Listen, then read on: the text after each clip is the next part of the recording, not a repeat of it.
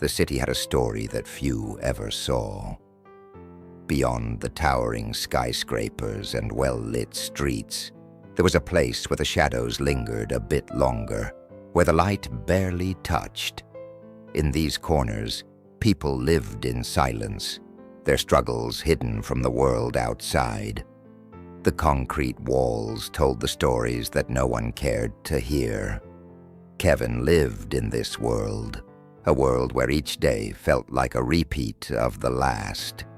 He woke up early, his feet hitting the cold floor of his room, where cracks in the walls and peeling paint were constant reminders of the harshness outside.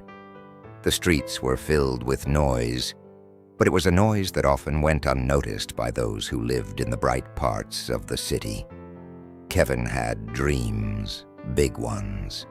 He wanted to leave this place to find a better life where people wouldn't look at him like he was a threat simply because of the color of his skin. But deep down, Kevin knew the truth. There were walls built not just of brick and steel, but of fear and hate. These walls were higher than any building, thicker than any road, and for people like Kevin, they were impossible to climb. One morning, Kevin walked with his friends down the same street they had walked every day. But today, something was different. A group of police officers stopped them without warning, their hands hovering over their weapons. Kevin's friend, Jamal, startled and confused, didn't respond fast enough when they asked him to show ID. The next thing Kevin knew, Jamal was on the ground, a police officer's boot pressed against his chest. "Get up, you fool," one of the officers barked. Kevin felt his heart race. Was this the world they had to live in, where simply walking down the street could lead to violence? "That's just how it is," Jamal muttered as they walked away from the scene, his face bruised, but his spirit unbroken. "They don't want us here, man. They never will." Kevin didn't know what to say. He didn't know how to make sense of it. Why was this their reality? Why did they have to fight every day for their basic rights, for their very humanity? The question echoed in his mind, unanswered. At school, things were no different. Kevin couldn't help but notice the difference between himself and the new students. The teachers spoke to them differently, treated them with a kind of respect he hadn't felt in years. The whispers behind his back were the same, always about him, about his friends, about the way they looked or dressed, or the way they spoke.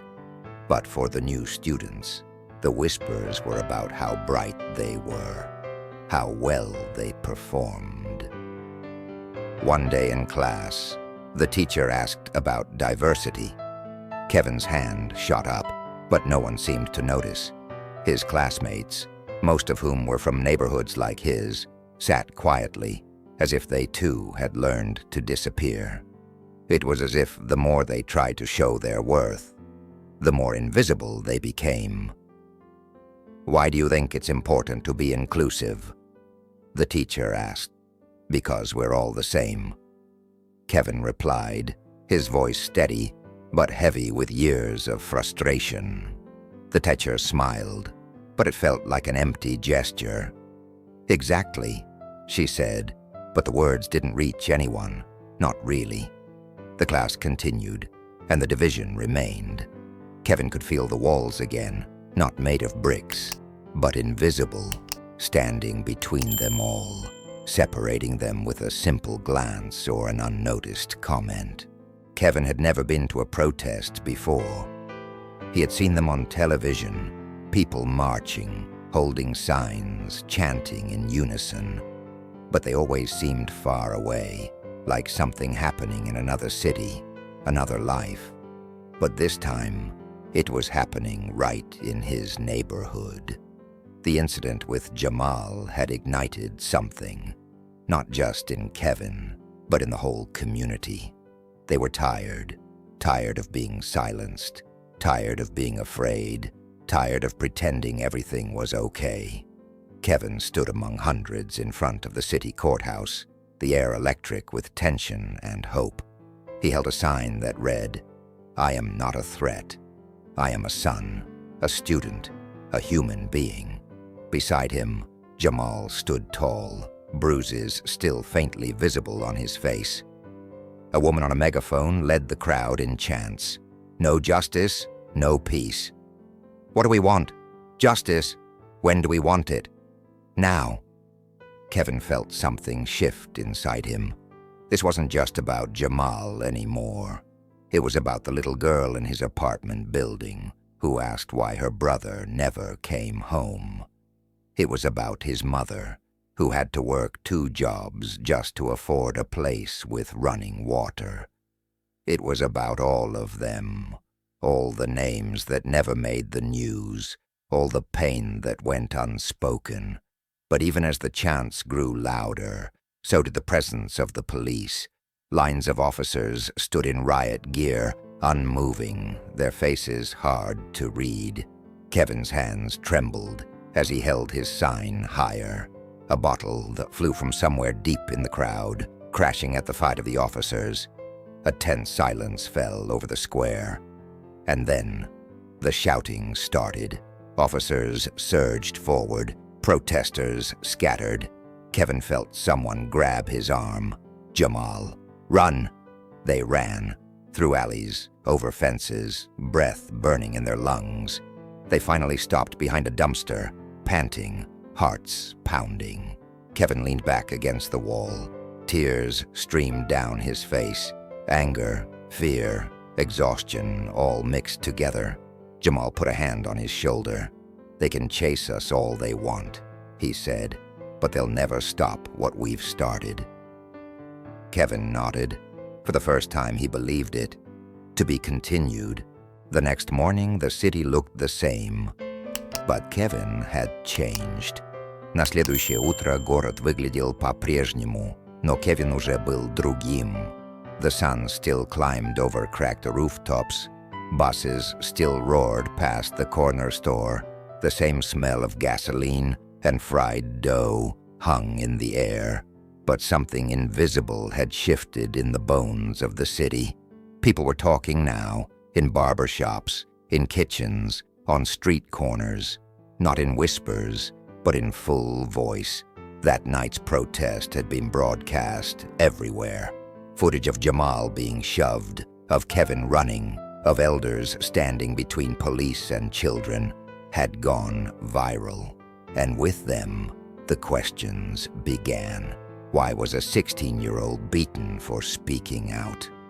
Why were officers in riot gear deployed against unarmed youth? Kevin's phone buzzed constantly. Messages from classmates, neighbors, even strangers. Some thanked him. Others asked what they could do. A few said he was stirring up trouble. But Kevin no longer feared their opinions, because now he understood. Silence was complicity. He and Jamal began organizing meetings at the community center. They called it the table, because everyone deserved a seat at it. At first it was just a few kids, some elders and a tired teacher or two. But then it grew. Artists came with poems and paintings. Mothers came with questions and tears. Fathers brought silence, but stayed. One night, a boy named Darnell stood up. He had been quiet for weeks. "My brother," he said, voice shaking. "He died in prison. They said it was suicide, but I know it wasn't." Nobody interrupted. Kevin walked up and placed a hand on his shoulder. "We hear you, Darnell. He matters. You matter." That was the night Darnell started writing. The night people stopped pretending pain didn't exist. They brought out their grief like old photographs, worn, painful, but real. And slowly, where silence once ruled, voices began to rise. Not all of them were loud. Some were soft, cracked by trauma, but together they formed a sound no wall could hold back.